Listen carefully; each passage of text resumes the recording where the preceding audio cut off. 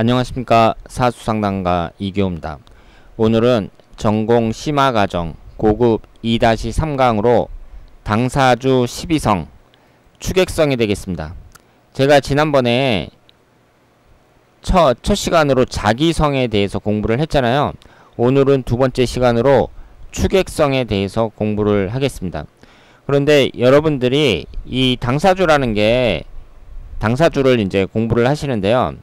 이 12성이라는 것이 아주 무슨 특별한 어떤 내용이 있어가지고 거기에 대해서만 집중력으로 공부를 한다, 이렇게 생각을 하시면 안 돼요.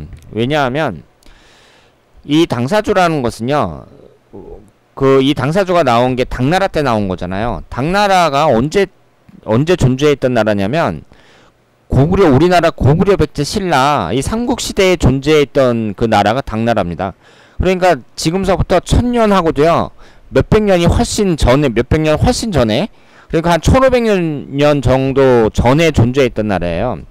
그러니까 이 옛날 옛적에 그 존재했던 이 나라에서 이 당사주라는 이 사주 이론이 얼마나 멋지게 존재를 했겠어요. 그 이론 자체가 상당히 부실했겠죠. 그러니까 지금 당사주라는 이 이론도 제가 사용할 필요가 없다고 이렇게 말씀을 드렸잖아요.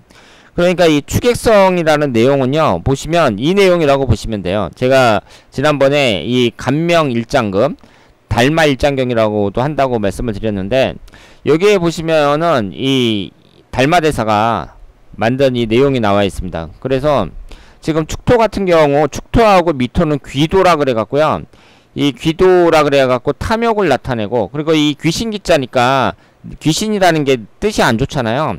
그렇기 때문에 이 축토라는 것은 그 재앙 액자를 써가지고 대체적으로 내용이 안 좋습니다. 이것이 바로 추객성, 천액성의 내용이라고 생각을 하시면 되겠습니다. 그러니까 추객성이라는 것은 저하고 시청하시는 여러분들과 약속한 용어고, 일반적인 책에는 전부 다 천액성으로 나와 있죠. 그러면 우리가 이 간단한 내용만 공부를 하는 것이 아니라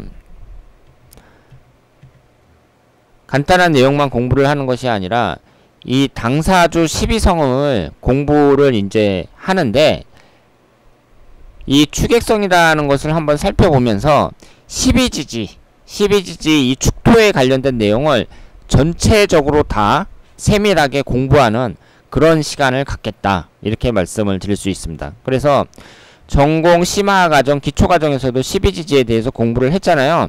그런데 이번에는 이 추객성이라는 이 내용으로 12지지 전체에 대한 내용을 다 훑어보는 그런 시간을 갖겠다, 이렇게 생각을 하시면 되겠습니다. 그러니까 여러분들이 이번 시간에 12지지에 대해서 확실하게 이해를 하는 그런 시간이 되도록 하시길 바랍니다. 자, 그러면 이 추객성이라는 것은요, 12성의 두 번째예요. 그러면 어떤 내용을 담고 있는지 살펴보도록 하겠습니다. 우선 이 추객성의 방향부터 한번 살펴보도록 하겠습니다. 이 도표는 제가 지난번에 설명을 드린 내용인데요. 여기에 보시면 자축인묘 진사오미 신유 수레 이렇게 쭉 나와 있잖아요. 이 축토라는 것은 자수하고 인목 사이에 있습니다. 그럼 방향으로 볼 때에는요, 이 자수가 정북 방향이고 이 축토는 북북동이라고 할 수 있죠. 북쪽에 북동쪽에서도 좀 북쪽으로 올라간 북북동 방향이라고 볼 수 있고, 간방이라고 볼 수 있습니다. 이 간방이라든가 진방이라든가 이런 것은 모두 주역에 나오는 내용이라고 말씀을 드렸습니다. 그리고 이것이 이제 계절로 봤을 때에는요, 월로 봤을 때에는 양력 1월에 해당이 돼요. 그러니까 가장 추울 때죠. 이 축월에 대한과 소환이 있습니다. 그러면 우리가 일반적으로 생각할 때에는 이 자수하고 오화가 가장 정점이 있는 때니까 이 자월이 가장 춥고 5월이 가장 더워야 되는 거 아니냐, 이렇게 생각을 했을지 모르겠는데요. 지구라는 게 완전한 원이 아니잖아요. 기울어져 있어요. 21.4도인가요? 그 정도 기울어져 있다고 합니다. 그래서 이 기운만큼 이 축토하고 미토, 이 축미선이 가장 춥고 가장 더운 계절에 해당이 됩니다. 그래서 양력으로 1월, 1월이 가장 춥고 양력으로 7월이 가장 덥다. 이렇게 말씀을 드릴 수 있겠습니다. 그래서 지구 자전축이 기울어져 있다는 거, 이 점을 명심하시고요.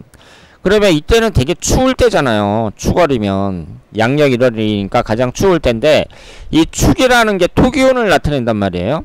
그러니까 여러분들은 토기운을 딱 봤을 때요, 지지의 토기운이라는 것은 진술축미 4가지가 있습니다. 그러면 이 진술축미를 토기운이라 그래서 전부 똑같이 생각을 하시면 안 돼요. 그러면 정말 안 됩니다. 왜냐하면 잘 보세요. 이 축토라는 것은 겨울하고 봄 사이에 있는 환절기죠. 진토라는 것은 봄하고 여름 사이에 있는 환절기예요. 완전히 다른 거죠. 이 미토는 여름하고 가을 사이에 있고요. 술토는 가을하고 겨울 사이에 있습니다. 그러니까 성격이 완전히 다르다. 이렇게 말씀을 드리고요. 이 축토라는 것은 그러니까 겨울에 있는 땅이니까 땅이 얼었겠죠. 그래서 동습토. 동습토라는 것은 그 겨울에 얼어있고 좀 축축한, 물기가 많이 들어가 있는 그런 축축한 땅이다. 이렇게 말씀을 드릴 수 있겠습니다. 그래서 이 축토는요, 물하고 관련이 깊어요. 왜냐하면 이것이 방압으로 볼 때 해자축 수국에 형성이 되잖아요. 이 수기운에 포함이 되어 있는 그런 토기운이기 때문에 물과 깊은 관련이 있다. 이렇게 말씀을 드릴 수 있겠습니다. 그리고 이양이라는 얘기는 제가 지난번에 말씀을 드렸는데, 이게 이제 음과 양의 구성비를 보면 자수가 일양 오음이고 축토가 이양 사음이다. 이렇게 말씀을 드렸죠. 그러니까 그 추운 쪽으로 갈수록 음이 많아지고요. 그리고 더운 쪽으로 갈수록 양이 많아진다. 이렇게 볼 수 있습니다. 그러면 이양 사음이라는 것은 아직까지는 양보다 음이 많죠. 그런데 이때가 지나면서 이제 음과 양이 똑같아지죠. 그러니까 이양이라는 것은 곧 활동을 시작하려는 임박한 상황을 나타낸다. 이렇게 볼 수 있습니다. 그래서 봄이 다가오면 본격적으로 토기운이 생산활동을 하기 때문에, 생산활동을 한다는 것은 봄에 싹이 튼다는 거죠. 이 봄에 생산활동을 하기 때문에 나대지 않고 조용히 기다리는 시간이다. 이렇게 말씀을 드릴 수 있습니다. 그러니까 이 축토가 어떤 시기에 있는지 그걸 잘 보셔야 돼요. 이때까지 겨울이잖아요. 그런데 겨울이 아무 할 일 없이 그냥 가만히 있는 것 같지만 실제로는 씨앗을 잉태하고 있죠. 그래서 이 씨앗을 잘 보관하고 있다가 봄이 되면 싹이 트는 거예요. 그럼 싹이 트기 전까지 이 씨앗을 잘 보관하고 있는 것이 바로 축토잖아요. 그러니까 이 축토는 봄이 오기를 기다리는 거죠. 그래서 나대지 않고 조용히 기다리는 시간이다. 이렇게 말씀을 드릴 수 있습니다. 그러니까 이 축토라는 것은 이 기다리는 시간이라는 것이 많은 의미를 갖고 있다고 말씀드릴 수 있겠습니다. 그리고 사유축, 그러니까 사화하고 유금하고 축토 이렇게 삼합이 되잖아요. 사유축 금국의 가을 기운을 저장하고 봄의 기운을 여는 그런 역할을 한다고 볼 수 있습니다. 시간은 새벽 1시 반에서 3시 반으로 추운 밤이에요. 그러니까 축토라는 것은 춥다는 것을 여러분들이 생각을 하셔야 됩니다. 그 새벽에는 여름에도 좀 쌀쌀하잖아요. 요즘 같은 여름에도. 그러니까 하루 중에 새벽 1시 반서부터 3시 반까지 가장 추우면서 깜깜할 때죠. 그러다가 이제 3시 반이 지나면서 인시가 되면 새벽 5시 반까지니까 그때 이제 해가 뜨기 시작한다. 이렇게 볼 수 있습니다. 그러니까 해가 뜨기 전에 그 깜깜하고 추운 밤, 그때를 나타낸다고 생각을 하시면 되겠습니다. 그래서 이 축토라는 것은 순리를 따르고 조용히 기다리는 것이 중요하다. 이렇게 말씀을 드릴 수 있겠습니다. 자, 그러면 이 축토가 갖고 있는 그 방향과 관련된, 시기와 관련된 특징을 살펴보셨고요. 두 번째 특징을 한번 보도록 하겠습니다. 이 축토 자체가 여각이에 해당이 돼요. 여각이라는 말은 무슨 뜻이냐면은요, 걸러낸다는 뜻이에요. 그러니까 이 축토 자체가 이 한자를 보더라도요, 그 꼭 그물처럼 생겼잖아요. 그물망처럼 이렇게 생겼습니다. 필터처럼 생겼어요. 그러니까 여각이라는 것은 필터를 나타냅니다. 축은 새 생명의 정수를 걸러내는 작용으로 상속과 변화의 시기다. 이렇게 말씀을 드릴 수 있습니다. 그러니까 이 축토가 있잖아요. 이 축토를 거치면서 이제 새로운 생명이 탄생하는 거잖아요. 그러니까 이때에 생명의 정수만을 받아서 걸러내는 그런 시기라고 말씀을 드릴 수 있죠. 그래서 걸러내는 작용을 하다 보니까 사람이 호불호가 분명합니다. 좋고 나쁜 거 확실하게 구분해낼 게 아니에요. 그러면 사람하고 이제 딱 얘기해보고 사귀는데 이 사람이 좀 좋은 건 좋다 그러고 뭐 이런 좀 유들유들한 맛도 있어야 되는데 좋은 건 좋다, 나쁜 건 나쁘다 이렇게 확실한 사람들, 이런 사람들을 깐깐하다고 하죠. 성격이 좀 깐깐한 사람이 많다고 볼 수 있습니다. 그래서 이렇게 사주에서 일지에 축토를 깔고 있는 사람들, 이런 사람들 중에 깐깐한 사람들이 많아요. 신축일주든 기축일주든 그런 사람들이 많습니다. 우리가 지금 이 12성을 배우고 있는데요. 원래 이 12성이라는 것은 예를 들어서 그 축액성이다. 그러면 축토가 연지에 있을 때 내용이 다르고 월지에 있을 때 내용이 다르고 다 내용이 다르잖아요.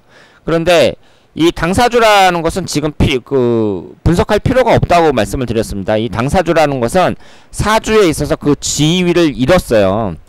사주 자체가 좀 그 분석하는 방법 자체가 상당히 불합리하고 적중률이 떨어지기 때문에 그 지위는 잃었는데, 그러면 이 축토를 갖고 있는 이 특징, 축액성의 특징을 요즘에는 어떻게 파악을 하냐면 그냥 일지에 축토를 깔고 있을 때 그때 이 사람이 축액성의 특징을 갖고 있다, 이렇게 분석을 한다고 제가 말씀을 드렸습니다.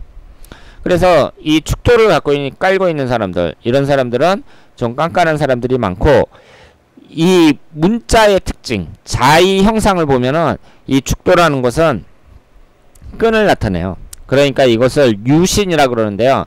이 유라는 게 끈유자거든요. 여기에 축자가 들어가 있잖아요. 그러니까 이 사자라든가 기자라든가 축자라든가 이런 것이 이제 유신에 해당이 되는데, 이런 것은 글자가 이렇게 쭉 연결돼 있잖아요. 다 연결돼 있습니다. 이 기토도 그렇고 사화도 그렇고요.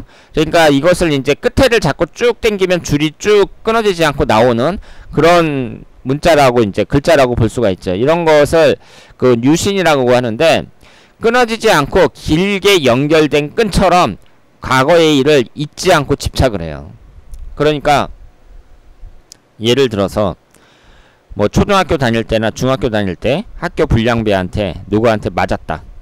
그러면은 그걸 잊어먹질 않습니다. 죽을 때까지 잊어먹질 않아요. 그리고 심한 모욕을 당했다 라든가 아니면 좀 여러가지 불쾌한 일을 사람들이 당할 수 있잖아요. 세상을 살다 보면은 내가 기억에 남을 정도로 좀 진하게 뭐 여러가지 안 좋은 일을 이렇게 당할 수가 있잖아요. 그런데 그런 것을 잊어먹질 않아요. 그러면 사람이 이럴 수도 있죠. 예를 들어서 가정을 해갖고 내가 뭐 초등학교 다닐 때 누구한테 맞았다. 그러면 지금 이제 성인이 돼가지고 어른이 돼서 이제 초등학교 동창회 같은 데 가면은 그때 뭐 나 때렸던 사람을 이렇게 만날 수도 있는 거잖아요. 그러면 아이씨 어렸을 때 그런 거니까 뭐 그러면서 훌훌 털어버리는 사람들이 있는 반면, 잊어먹지 못하고 그 사람을 이제 지금도 싫어하는 거죠. 그러면서 하여튼 예전에 안 좋았던 일은 잊어먹질 못해요. 그런 특성이 있습니다. 그러니까 이런 사람들 같은 경우에는 상대할 때 조심해야겠죠. 사람을 너무 막대한다든가 뭐 심하게 모욕을 준다든가 이런 것은 자제하셔야 됩니다. 이렇게 축토를 깔고 있는 사람들은요. 그리고 이런 걸 이제 잊어먹지 않는다는 얘기는 뭐겠어요? 다른 사람들 탓을 많이 한다고 봐야죠. 그래서 남을 원망하는 스타일이 많습니다. 이 축토를 깔고 있는 사람들은요.